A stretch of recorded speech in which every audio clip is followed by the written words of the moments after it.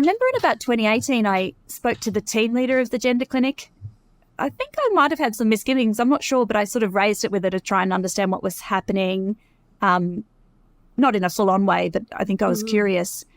And I remember that she spoke about how they had such experience that they really knew how to pick the true trans child.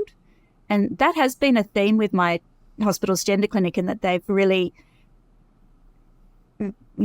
had these sort of smoke and mirrors that they have some expertise that the rest of us don't. And it's taken a lot of us quite a while to figure out that there isn't anything there, that they're just, they've got the same assessment, they've got the same knowledge that we do. Yeah. So I was talking to her.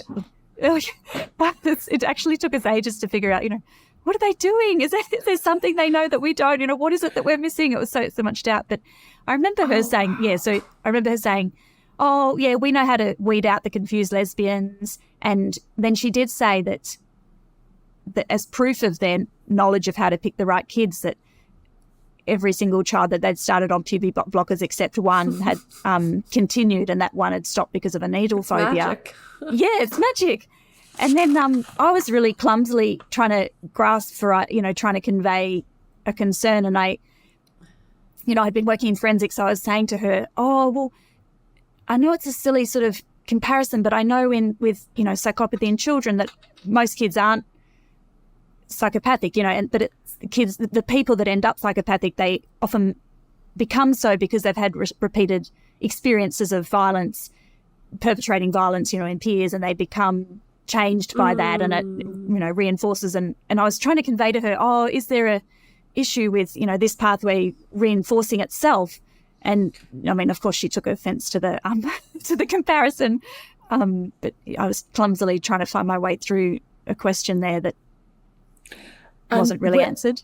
I hear you. And when she said about the kind of only one kid went off puberty blockers and that was because of a needle phobia, did you think really, or did you think, oh wow, you really are geniuses at picking these kids?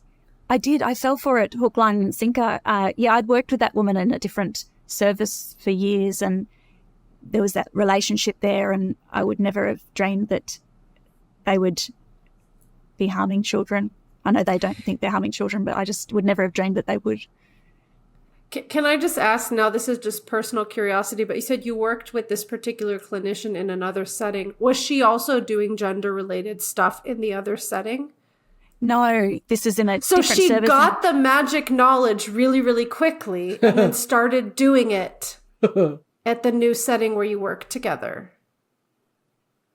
I don't know her pathway, but I guess, I trusted that she knew what she was doing. I guess in the clinic in my hospital, almost all the clinicians are gay, lesbian, or have a trans identification or some queerness. So there is that sort of element of trusting that as well.